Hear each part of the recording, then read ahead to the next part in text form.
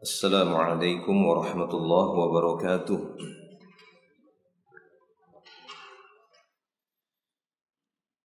Innal hamdalillah nahmaduhu wa nasta'inuhu wa nastaghfiruh wa na'udzu billahi min shururi anfusina wa sayyiati a'malina.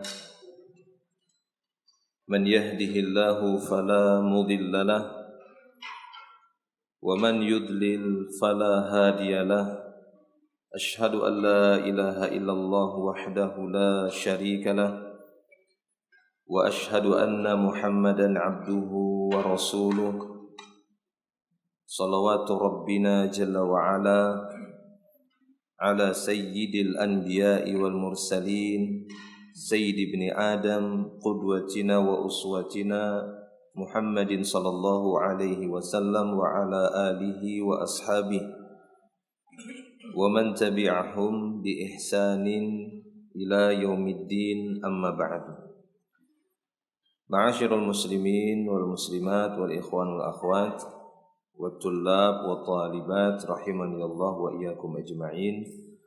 Alhamdulillah, segala puji hanya milik Allah Subhanahu wa taala. Senantiasa kita memujinya, mengagungkan dan membesarkan Allah tabaraka wa taala. Pada pagi hari ini kita berkumpul kembali di majelis ilmu yang mulia ini. Di pagi hari ini sebagaimana biasanya setiap Sabtu subuh kita akan lanjutkan kembali pembahasan kita di tafsir Juz'il Amma ataupun tafsir Juz'it Talathin, dan kita telah sampai di tafsir surah Al-Alaq ayat yang pertama sampai 19. Dan sebagian dari tafsir ini sudah kita bacakan yang ada di dalam kitab At-Tashil li Ta'wil Tanzil. Berikutnya muallif kitab ini seperti yang sudah kita ketahui menggunakan metode as-su'al wal jawab. Dia akan memaparkan pertanyaan-pertanyaan yang tujuannya untuk memberikan penjelasan dari jawaban itu, memberikan penjelasan dari tafsiran ayat yang ada dalam surat Al-Alaq. Berikutnya kata beliau di sini,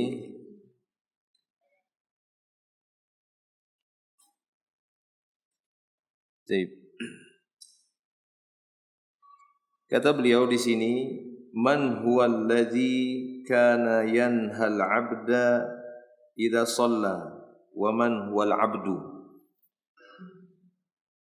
Kata penulis di sini, siapakah yang dimaksud seorang yang melarang hamba mengerjakan salat, dan siapa hamba itu? Siapa yang dimaksud dengan melarang, dan siapa pula yang dilarang untuk mengerjakan salat, dan siapa yang melarang salat itu? Karena di dalam ayat kita dapati Allah Subhanahu wa taala menyebutkan, ya, ara'aital ladzi yanha 'abdan idza shalla.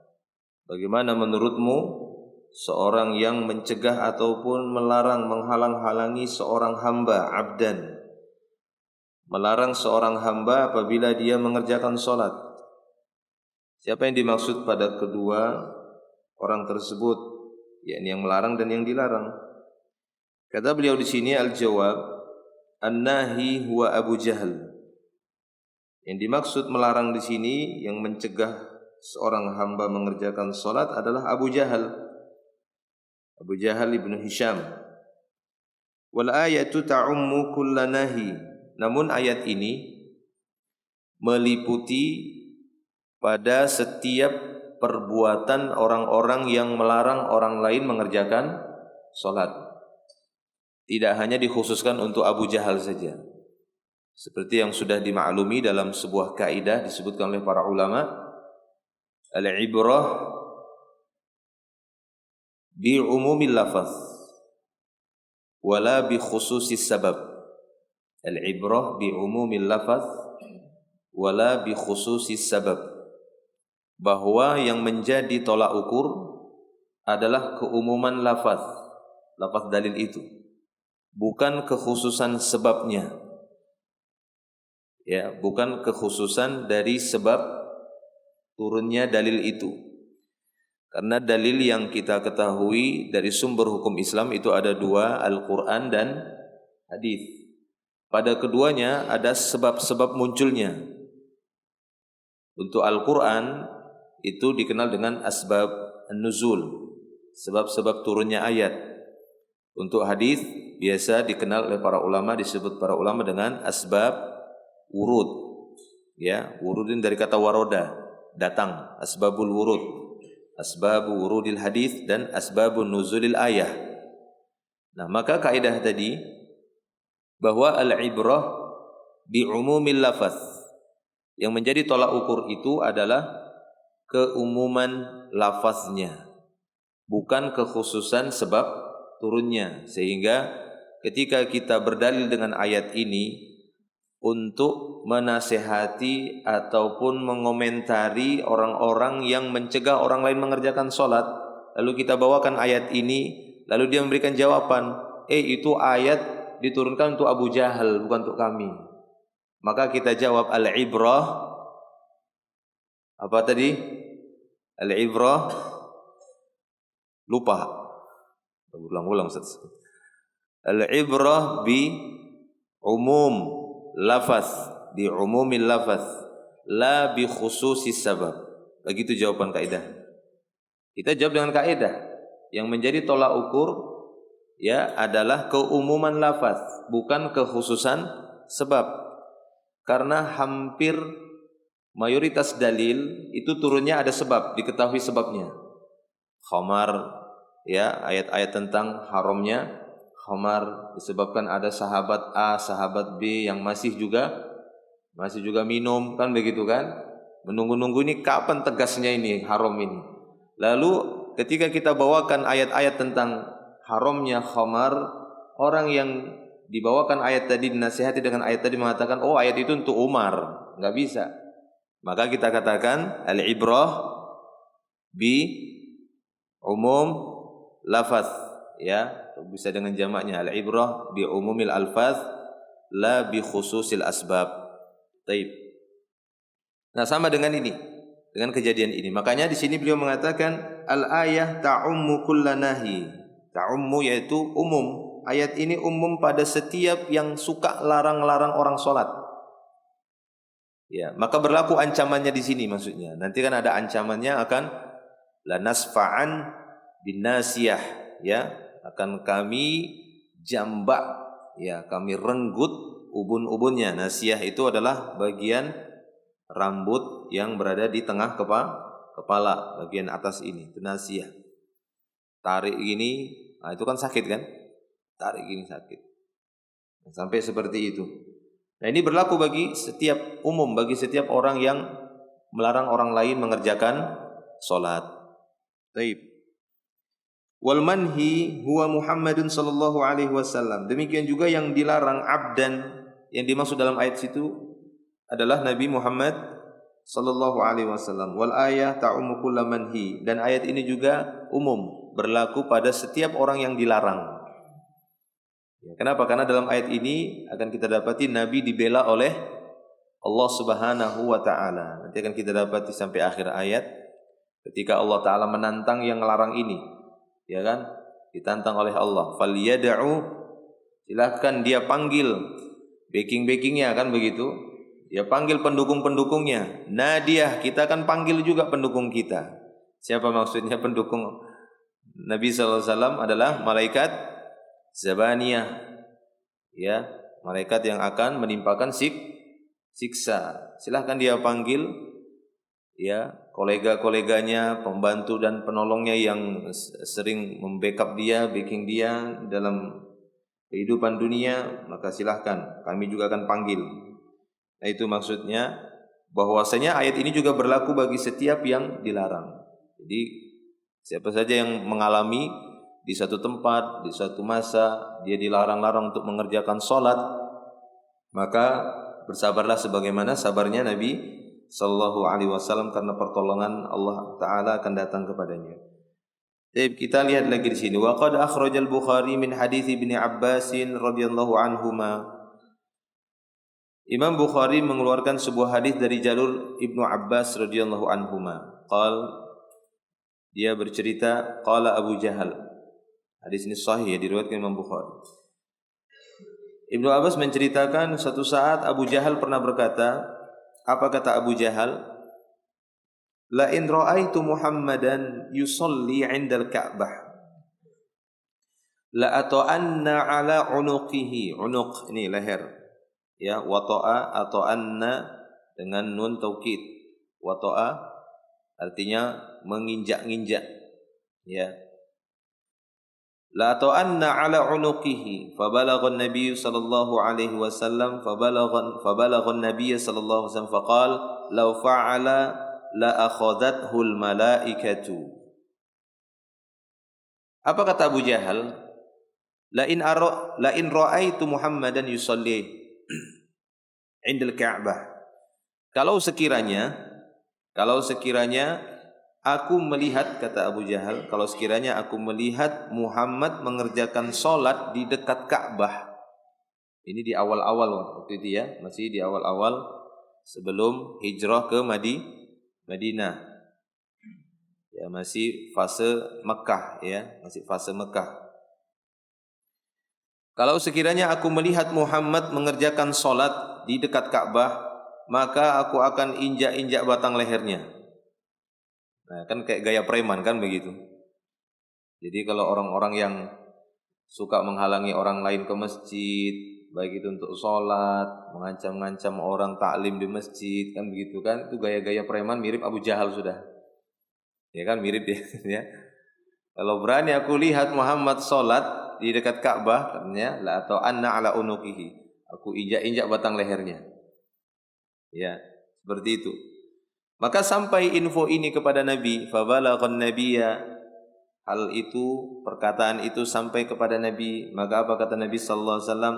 Lau fa'ala, sekiranya dia betul-betul mau melakukan apa yang dia ucapkan, mau nginjak-nginjak batang leherku, la akhadathul malaikah, siap-siap saja malaikat menyambarnya. Ya, maka bersiap-siap saja malaikat akan menyambarnya. Ya, dengan makna nanti apa makna akhadha kalau malaikat? Ya, ngerilah kalau malaikat sudah yang nangkap dia, yang menghajar dia, ya tahu sendirilah kan begitu bagaimana kekuatan malaikat. Baik, kemudian wa akhraja Muslim min hadits Abu Hurairah radhiyallahu anhu. Demikian juga Imam Muslim mengeluarkan sebuah hadis dari jalur Abu Hurairah radhiyallahu anhu, dia berkata, qala Abu Jahal pernah berkata, hal ya'firu Muhammadun wajhahu baina azharikum. Ya, bagaimana mungkin Muhammad berani untuk menampakkan wajahnya di hadapan kalian? Ya, dia biasa, namanya juga gaya preman kan begitu, menghalang-halangi orang mengerjakan salat di Ka'bah, kemudian berusaha untuk memprovokasi teman-temannya kan begitu, manas-manasi, gembosi temannya supaya teman-temannya juga ikut musuhi Nabi Muhammad SAW. Makanya kata Abu Jahal, bagaimana kalian bisa membiarkan wajahnya itu di hadapan kalian, mondar-mandir sesuka hatinya menyampaikan agama dia. Nah kan begitu ya, itu yang didapati oleh sebagian besar orang-orang yang ingin menyampaikan dakwahnya Nabi sallallahu alaihi wasallam, dakwah sesuai dengan sunnah Nabi. Kadang ada ya orang-orang atau oknum-oknum yang memprovokasi yang lainnya, padahal yang lainnya itu nyantai aja sebenarnya, biasa aja. Sudahlah, biarlah, itu amalan mereka dan ini amalan kami. Ya, sekurang-kurangnya kan begitu. Sekiranya mereka tidak mau mengikuti ya ajakan untuk ke sunnah Nabi sallallahu alaihi wasallam. Tapi demikianlah, ada saja kadang oknum-oknum yang memprovokasi orang yang sudah diam saja, ini sudah tenang diam kan begitu, diprovokasi. Ini gimana kalian ini? Masa dibiarkan orang seperti itu berkeliaran di tengah-tengah kalian? Nah, apa yang harus kita lakukan? Apa tanggung jawab kita kepada guru-guru kita, orang-orang yang mendahului kita yang sudah mengajari agama kita, dihinakan ajaran kita, dihinakan peninggalan orang tua kita, kakek kita dan seterusnya. Nah, ini yang dilakukan oleh Abu Jahal. Mau tidak mau ya namanya juga seorang yang berniat buruk, berniat jahat, ya pastinya ada rasa takut juga sendirian kan begitu kan. Ini berani betul ini sendirian seorang ini Muhammad ini. Ya, dia berusaha untuk nyari teman lah. Nggak mungkin dia datang sendiri, berhadapan sendiri, karena umumnya orang-orang seperti ini pengecut. Nggak mau datang sendiri, menghadapi sendiri itu tidak mau. Ya, dia akan cari orang-orang yang bisa mendukung dia. Qala faqila na'am, maka dikatakan iya, iya kata orang-orang. Nah, orang-orang pun mengatakan iya betul juga ya, ngapain ini kok wajahnya mundar-mandir di sini, seenaknya saja dia berbuat, ya, membawa ajaran yang dia bawa tersebut. Faqala, kemudian dia berkata lagi, wallat wal uzza la in raaitu. Ya, ini sumpahnya dia ya. Ini kita menukilkan saja. Maka Abu Jahal mengatakan, demi Lata demi Uzza, la in raaitu yaf'alu dzalik la ata'anna ala raqabatihi wa la a'firanna wajhahu fit turab. Maka kata Abu Jahal pada waktu itu setelah dia bersumpah, sungguh sekiranya aku melihat dia melakukan itu, maksudnya apa? Salat, ya. Sekiranya aku melihat dia melakukan itu, la ata'anna ala raqabati, aku akan injak-injak batang lehernya. Wala a'firanna wajhahu fit turab, dan aku akan benamkan wajahnya di tanah, ya, injek-injek batang lehernya, kemudian wajahnya aku benamkan di tanah. Ya, kusungkurkan di tanah. Nah, seperti itu. Gaya preman lah. Ya kan? Kita kan kadang kalau dapati ada sebagian yang gaya preman kan begitu. Injak batang lehernya ya. Ada istilah begitu kan? Iya, injak batang lehernya kan begitu kan? Taib. Jadi itu kata Abu Jahal. Qala, dia melanjutkan, fa'ata Rasulullah sallallahu alaihi wasallam, sehingga dia pun benar-benar mendatangi Rasulullah sallallahu alaihi wasallam. Wa huwa yusalli, dan pada waktu itu Nabi sallallahu alaihi wasallam sedang mengerjakan salat. Za'ama liyata'a ala raqabati, dan dia yakin mampu untuk menginjak batang leher Nabi. Nabi lagi salat. Wah, ini lagi salat ini. Pas sudah, enggak berani dia kalau berhadapan langsung gitu. Jadi tunggunya lagi salat. Ya, ditunggunya Nabi sallallahu alaihi wasallam sedang salat. Ketika sedang salat dan dia yakin mampu menginjak batang lehernya, qala fama faja'ahum minhu illa wa huwa yanqusu ala aqibaihi wa yattaki biyadaihi. Maka tiba-tiba mereka pun dikejutkan oleh perbuatan Abu Jahal ini. Ya, karena dia tiba-tiba berbalik dan mundur. Ya, sambil berlindung dengan kedua tangannya. Ya, fama faja'ahum, tidaklah yang mengejutkan mereka. Mereka maksudnya di sini teman-temannya Abu Jahal. Teman-temannya Abu Jahal menyaksikan perbuatan Abu Jahal ini yang mau mendatangi Nabi, mau nginjak-nginjak batang lehernya dan mau membenamkan wajah Nabi ke tanah. Tapi tiba-tiba mereka pun terkejut dengan apa yang dilakukan oleh Abu Jahal. Tiba-tiba dia semacam berbalik arah, mundur sambil berlindung dengan kedua tangannya. Pahamin ya, gayanya seperti itu. Dia kayak ketakutan begini, begitu. Berlindung, aduh, kayak gitu. Begitu ya. Kayak orang mau dilempar kan begitu. Lalu dia berlindung ini dan lari ke belakang. Nah, seperti itu.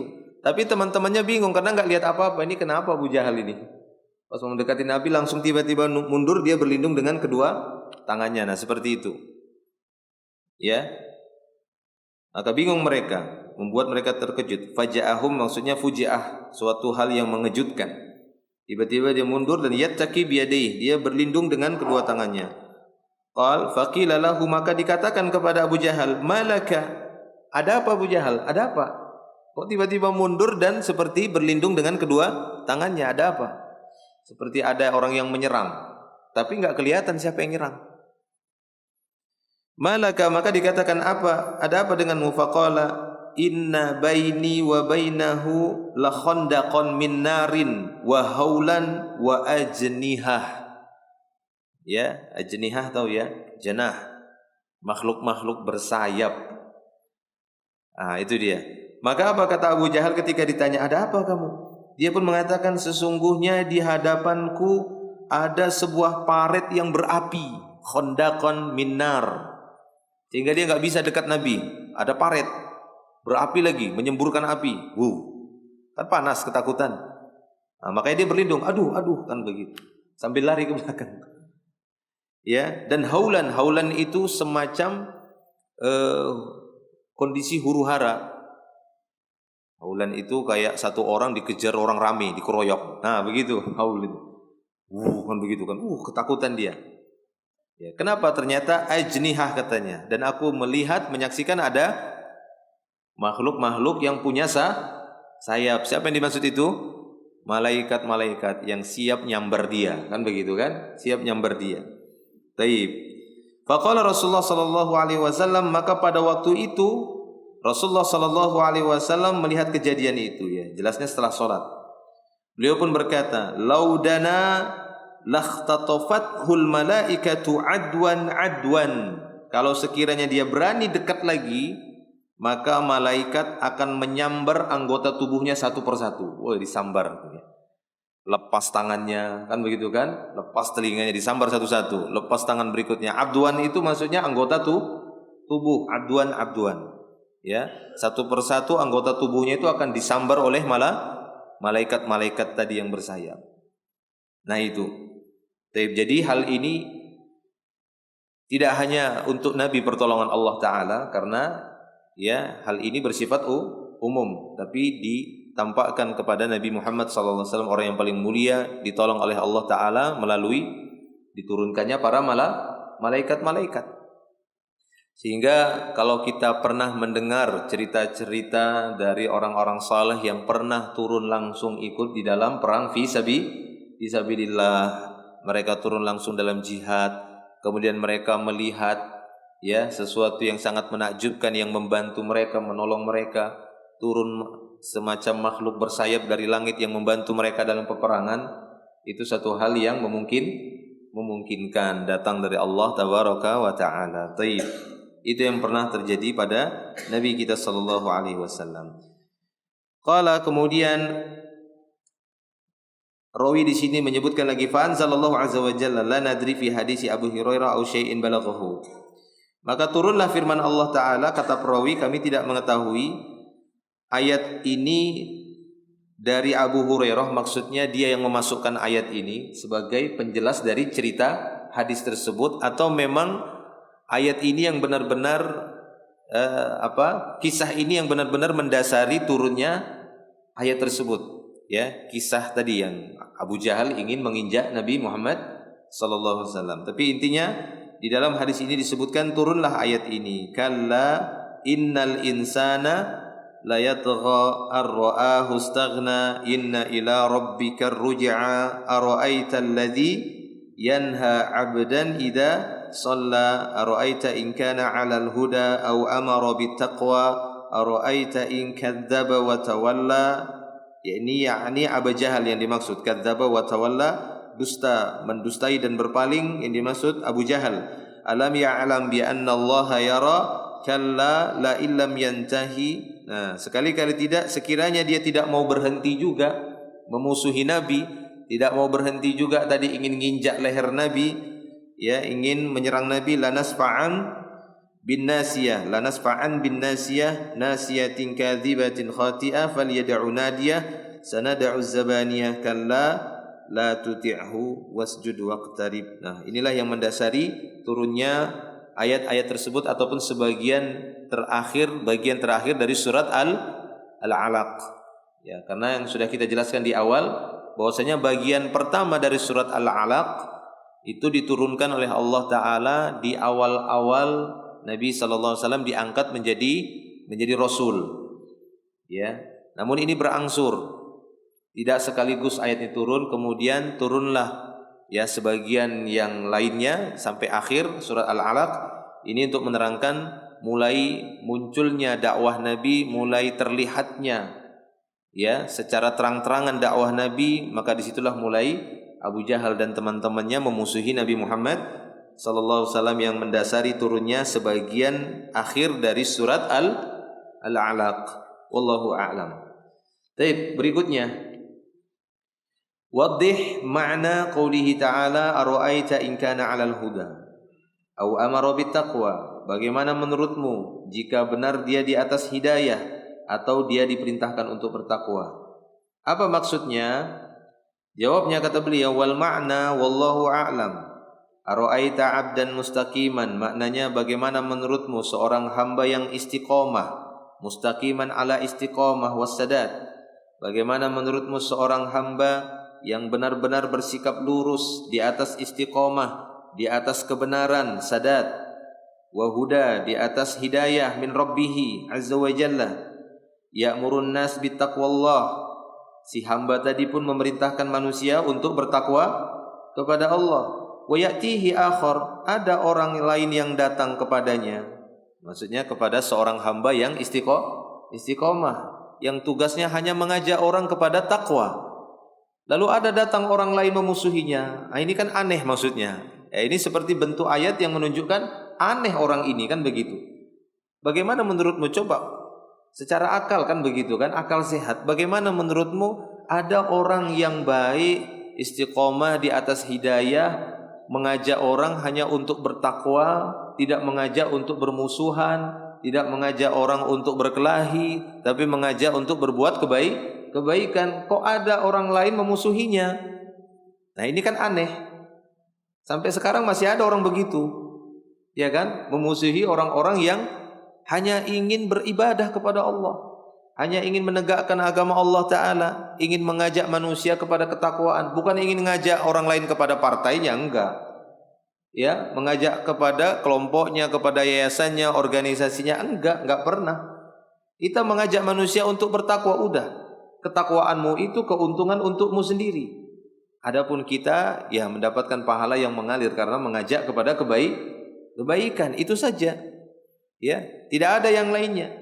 Tapi lihatlah, ada saja orang-orang yang tidak suka dengan orang lain ketika berbuat kebaikan. Nah, begitu juga di sini. Itu maknanya kata beliau. Wa ya'tihi akhar, ada orang lain yang mendatanginya. Fayanhahu 'anis shalah, melarangnya untuk mengerjakan salat. Wa yanhahu 'anil istiqamah wassadat, melarang dia untuk istiqamah dan berada benar di atas ya al-haq. Wa hadzal 'abdul muhtadi, padahal ini adalah seorang hamba yang mendapatkan hidayah. Huwa Muhammadun sallallahu alaihi wasallam, ya, yang dimaksud di sini adalah Nabi Muhammad sallallahu alaihi wasallam. Amma alladhi yanhahu fa huwa Abu Jahal, dan yang melarang di sini maksudnya adalah Abu Jahal. Baik, berikutnya itu makna ya, ara'aita in kana 'alal huda au amara bittaqwa. Siapa yang dimaksud di sini? Nabi Muhammad sallallahu alaihi wasallam. Bagaimana menurutmu jika dia berada di atas hidayah dan dia memerintahkan bertakwa? Yang dimaksud di sini adalah Nabi Muhammad yang menunjukkan kalimat mengherankan, kok ada orang yang memusuhi, membenci seorang yang berada di atas hidayah, istiqomah di atas kebenaran, lalu mengajak orang kepada takwa, kok masih ada orang yang memusuhinya? Kan aneh orang baik.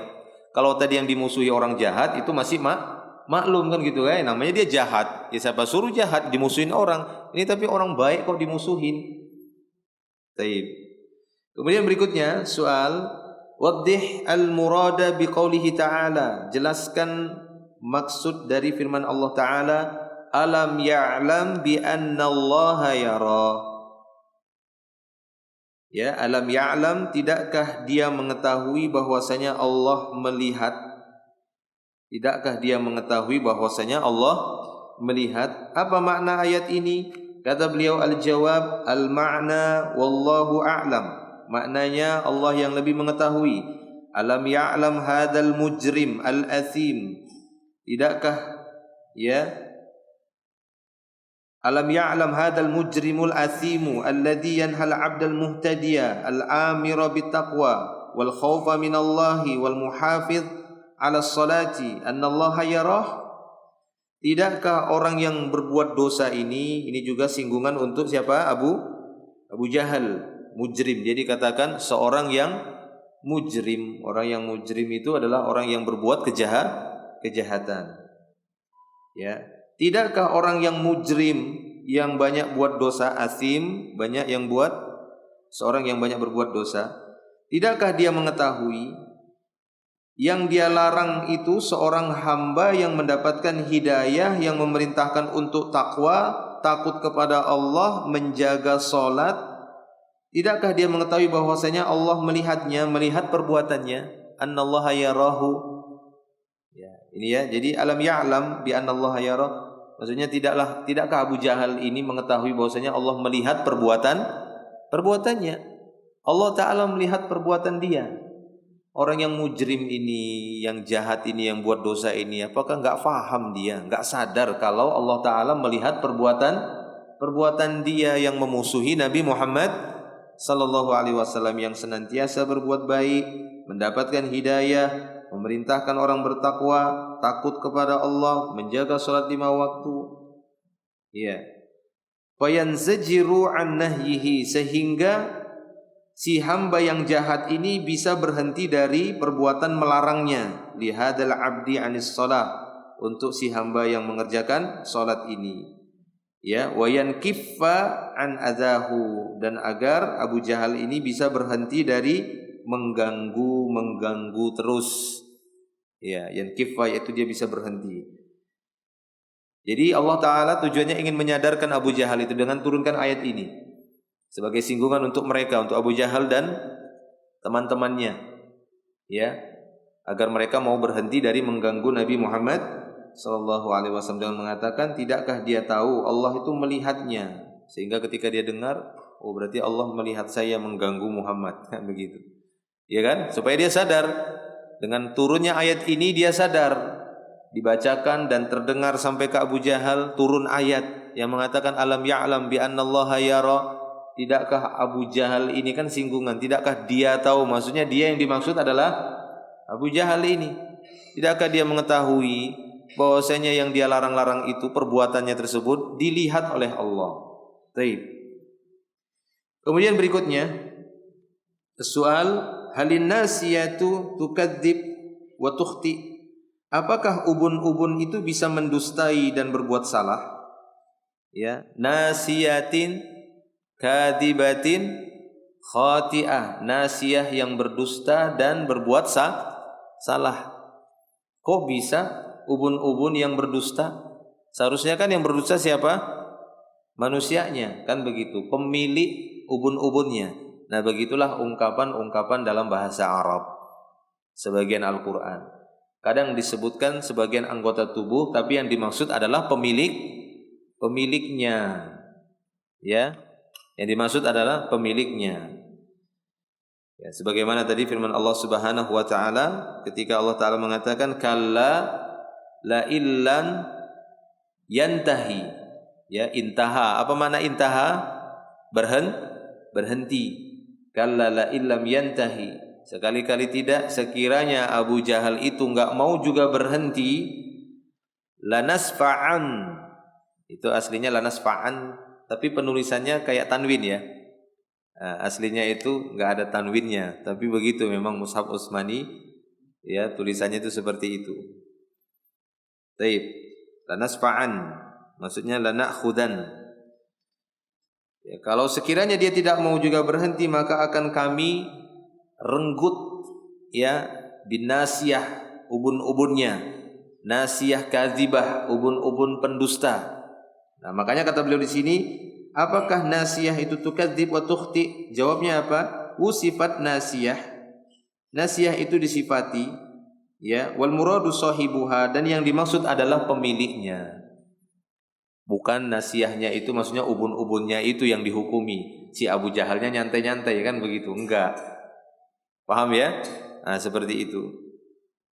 Sama halnya seperti wajah. Ketika wajah-wajah yang disebutkan, ya, hendaknya dia meluruskan wajahnya kepada Allah Ta'ala, ya kan?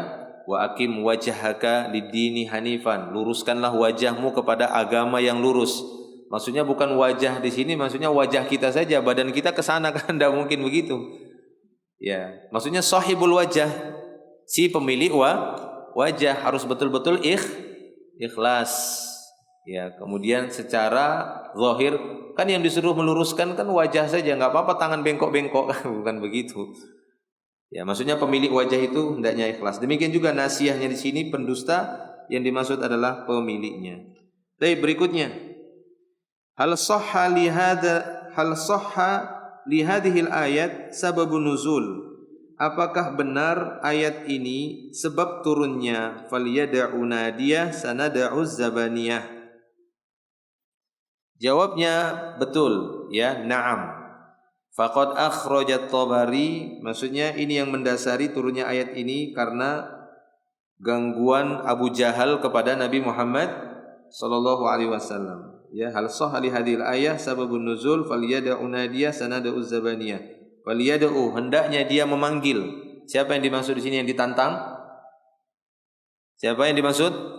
Yad'u dengan huruf mudhara'ah ya, berarti ini ada dhamir mustatir takdiruhu huwa. Siapa yang dimaksud huwa di sini? Abu Jahal. Falyad'u, biar dia panggil teman-temannya, dia panggil pembantu dan penolongnya, nadiyahu, ya. Maka kami juga akan memanggil, ya, falyad'u nadihi. Ya, maka engkau ya Muhammad panggil juga, kan begitu. Falyad'u nadiyah sanad'u, dan kami akan memanggil juga sanad'u zabaniyah, tapi yang kami panggil siapa? Zabaniyah. Nad'u itu huruf mudhara'ahnya apa? Nun, yang menunjukkan makna apa? Nahnu, ya. Ada dhamir mustatir takdiruhu nahnu. Sanad'u, kami juga akan panggil, yaitu zabaniyah. Maka kata beliau, na'am, faqad akhrajat Tabari bi isnadin sahih an Ibnu Abbas radhiyallahu anhuma. Ada sebuah hadis dengan sanad yang sahih dikeluarkan oleh Imam At-Tabari, ya, bahwasanya dari jalur Ibnu Abbas radhiyallahu anhuma, dia berkata, kana Rasulullah sallallahu alaihi wasallam yusalli 'indal maqam. Pernah suatu saat Rasulullah sallallahu alaihi wasallam mengerjakan salat di dekat maqam Ibrahim. Ya, bagi yang haji ataupun umrah bisa lihat langsung, ya, maqam Ibrahim. Nah, Nabi pernah salat dekat maqam itu. Famarra bihi Abu Jahal Ibnu Hisham. Tiba-tiba Abu Jahal bin Hisham ini melewati Nabi yang berada di maqam Ibrahim sedang salat. Lalu dia berkata, ya Muhammad, alam anhaka an hadha. Lalu dia berkata, wahai Muhammad, bukankah aku sudah larang kamu berbuat ini? Ya, wa tawa'adahu. Ini Abu Jahal pun mengancam Nabi sallallahu alaihi wasallam. Fa aghladha lahu Rasulullah sallallahu alaihi wasallam wa intahara. Adapun Nabi sallallahu alaihi wasallam bersikap keras melakukan perlawanan dan menghardiknya, ya, membentak Abu Jahal. Nabi sallallahu alaihi wasallam pun tidak diam, melakukan perlawanan. Fa aghladha itu bersikap keras kepada Abu Jahal. Jadi enggak apa-apa sesekali bersikap keras kepada musuh-musuh Allah taala, walaupun itu tidak semua. Ada saat-saat tertentu, ya, dengan melihat maslahat dan mudaratnya itu boleh dibentak sama Nabi. Intahar itu kan dibentak. Ya enggak tahu bentaknya gimana. Kalau kita kan apa? Terus mau apa kamu? Kan begitu, ya. Kan sudah saya larang kamu sholat di sini, kan begitu kan? Sudah larang, enggak boleh taklim di sini. Terus kamu mau apa? Ya kan? Terserah kami sudah ada izin di masjid-masjid kami, kenapa larang-larang? Nah, kadang enggak apa-apa seperti itu. Ya, begitu kurang lebihnya bentuk intiharnya Nabi sallallahu alaihi wasallam dan ikhlasnya di situ. Faqala, maka dia berkata lagi kepada beliau sallallahu alaihi wasallam, ya Muhammad, ayu syai'in tuhaddiduni? Ama wallahi inni la aktsaru hadzal wadi nadiyan. Maka dia pun berkata lagi karena dilawan oleh Nabi. Dia pun berkata lagi, "Hai Muhammad, ya, apa yang membuatmu berani melawanku? Aku akan panggil demi Allah," kata dia. Nah, ini juga, ya, walaupun dia musyrik tapi tetap dia meyakini Allah Ta'ala. Ini bedanya musyrik di masa dulu. Ya, musyrik di masa dulu kalau kepepet saja dia berdoa ikhlas kepada Allah. Dalam keadaan genting, terdesak, dia berdoa kepada Allah. Tapi kalau dalam keadaan lapang dia musuhi Nabi sallallahu alaihi wasallam. Ya, memusuhi Islam ataupun berbuat syirik. Maka dia katakan, demi Allah sungguh aku akan panggil, maksudnya aku penguasa lembah ini, aku bisa panggil orang-orang satu lembah ini. Itu temanku semua itu, kan begitu. Nah, begitulah orang-orang yang ingin membubarkan ya kan, membubarkan ibadah orang lain. Tidak bisa dia sendiri, dipanggilnya orang-orang. Mirip sudah kayak Abu Jahal ini. Dilarang nggak bisa juga, dilawan, kan begitu kan? Dilarang. Kenapa rupanya? Apa masalahnya? Yang kami lakukan kebaikan, kami di sini sholat, kami di sini mengkaji Al-Quran, mengkaji hadis, para ulama, perkataan para ulama yang kami bawakan. Nah, begitu. Oh, kalau gitu saya panggil, saya orang yang paling banyak pengikutnya, kan begitu, ya. Inilah aktsaru hadzal wadi. Ya, nadian, aku akan panggil karena aku orang yang paling banyak, bisa banyak mendatangkan manusia di lembah ini, katanya.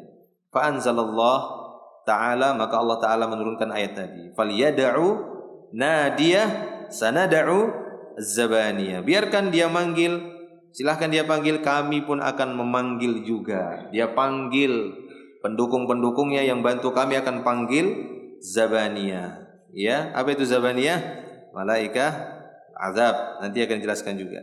Qala Ibnu Abbas, maka Ibnu Abbas pun mengatakan, "Lau da'a nadiyahu akhadathu zabaniyatul azab min sa'ati." Kalau sekiranya Abu Jahal pada waktu itu berani memanggil orang-orang yang dia ancam tadi, teman-temannya dari lembah tersebut, maka betul-betul malaikat zabaniyah akan menimpakan siksaan pada detik itu juga. Betul-betul mereka akan disikat bahasanya kan gitu ya, dihajar oleh malaikat zabaniyah. Taib, kita selesaikan dikit lagi, 2 pertanyaan lagi. Berikutnya soal, hal hunaka ta'alluqun baina qawlihi wasjud wa qawlihi ta'ala waqtarib. Adakah kaitannya antara firman Allah di akhir surat Al-Alaq ini, wasjud waqtarib? Kalla la tuti'hu, sekali-kali tidak, janganlah kamu mentaatinya. Jangan taati Abu Jahal. Ketika dilarang, jangan mau dilarang, tetap sholat. Ya, ketika diancam, jangan takut, kami akan menolong dan membantumu. Lalu Allah mengatakan wasjud, dan sujudlah ya Muhammad, serta iqtarib, yaitu mendekatkan diri dari kata qarib, qaruba, dan mendekatlah iqtarib. Nah, adakah kaitan antara 2 kalimat ini, 2 fi'il ini, antara sujud dan mendekat taqarrub? Ya, maka di sini kata beliau na'am. Jawabnya iya. Fa dhahir li anna hunaka ta'alluqan. Secara zahir menurutku di sana ada kaitannya antara sujud dengan taqarrub, dengan pendekatan diri kepada Allah. Ya, di antara keduanya, bainahuma. Fas sujud yuqarribu minallahi azza wa jalla atau yaqrubu minallahi azza wa jalla. Sujud itu merupakan amalan yang bisa mendekatkan diri kepada Allah. Sujud. Apa buktinya?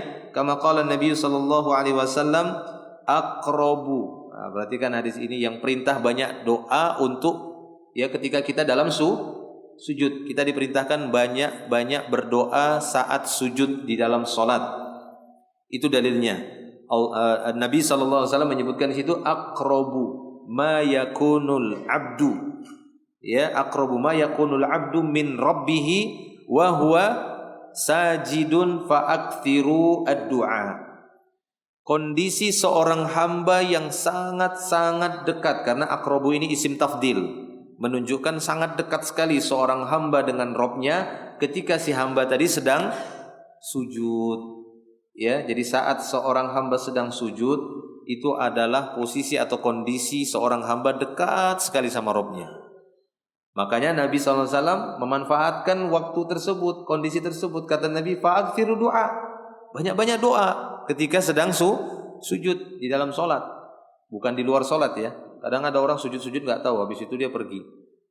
Kita kira sholat, padahal dia cuma sujud, gak tahu dia sujud apa. Bukan sujud itu, tapi sujud yang dimaksud sini sujud di dalam salat. Taib. Maka inilah dia ta'alluqnya, gandengan ataupun kaitannya antara sujud dengan taqarrub. Sujud adalah amalan yang paling mendekatkan seorang hamba kepada Allah Subhanahu wa taala. Wa yuhtamalu aidun ayyuqal wasjud ay shalli. Bisa juga dibawakan makna wasjud, maknanya adalah salatlah ya Muhammad. Ya, sementara makna waqtarib yakni tuqarrib ila Allah Subhanahu wa taala bisa iri anwa'i ta'at. Wallahu a'lam. Waqtarib maknanya secara umum berbuat ketaatan, amal-amal soleh, bisa mendekatkan diri kepada Allah Subhanahu wa taala. Jadi ada 2 tafsiran. Berarti dari sini ada 2 tafsiran. Apa yang pertama tadi? Bahwasanya ini adalah penguat, takkid, wasjud waqtarib. Sujudlah ya Muhammad, karena sujud adalah amalan yang paling iqtirab, yang paling mendekatkan diri kepada Allah. Atau tafsiran kedua apa? Sujud dengan makna apa? Salatlah. Karena salat bisa mendekatkan diri kepada Allah. Waqtarib, ya, mendekatkan dirilah kepada Allah dengan seluruh amal-amal saleh. Baik. Terakhir di sini kata beliau, soal hal sabata anna Nabi sallallahu alaihi wasallam sajada fi hadhihi surah Al-Alaq? Apakah sahih hadis yang menjelaskan Nabi sallallahu alaihi wasallam pernah sujud ketika membaca surat Al-Alaq ini? Maka kata beliau, na'am. Ya. Betul. Itu riwayat yang sahih. Sabata anna Nabi sallallahu alaihi wasallam sajada fi hadhihi surah. Telah tetap di dalam sebuah hadis bahwa Nabi sallallahu alaihi wasallam pernah sujud tilawah maksudnya ya. Sujud tilawah ataupun sujud sajadah kata orang. Sujud tilawah sebenarnya yang tepatnya. Tapi sering disebut juga sujud sajadah, sujud. Sujud tilawah sebenarnya atau sujud qiraah. Itu lebih tepatnya sujud tilawah atau sujud qiraah. Yaitu ketika seorang qiraah, ketika tilawah ada perintah sujud, lalu dia sujud. Baik itu dalam salat ataupun di luar salat. Hanya saja di dalam salat itu bisa wajib ketika imamnya sujud tilawah, maka wajib makmum. Ya. Tapi hukum asalnya sujud tilawah ini hukumnya sunnah. Hanya saja kalau berjamaah ada kewajiban ngikutin imam. Ya, jadi ketika imamnya nanti sujud tilawah dalam salat berjamaah, jangan subhanallah. Ya, maka ingat tadi apa tadi yang dibaca ayatnya? Oh, ayat surat Al-Alaq kan gitu kan? Oh, ya enggak apa-apa, sujud gitu. Baik. Faqad akhraja al-Imam Muslim. Imam Muslim mengeluarkan sebuah hadis di dalam sahihnya fi sahihi min hadis Abu Hurairah, dari hadis Abu Hurairah radhiyallahu anhu, qala, dia berkata, sajadna ma'an Nabi sallallahu alaihi wasallam fi idas samaa'un syaqqat wa iqra bismi rabbikal ladzi khalaq. Kata Abu Hurairah, kami pernah sujud bersama Nabi sallallahu alaihi wasallam ketika beliau membaca surat Al-Insyiqaq. Ya kan? Surat Al-Insyiqaq itu pada kalimat apa? Ada yang lupa? Pada kalimat apa ya sujudnya? Enggak ada yang tahu? Enggak ada yang ingat. Apa? Apa kalimat yang memerintahkan sujud? Ayo bacakan.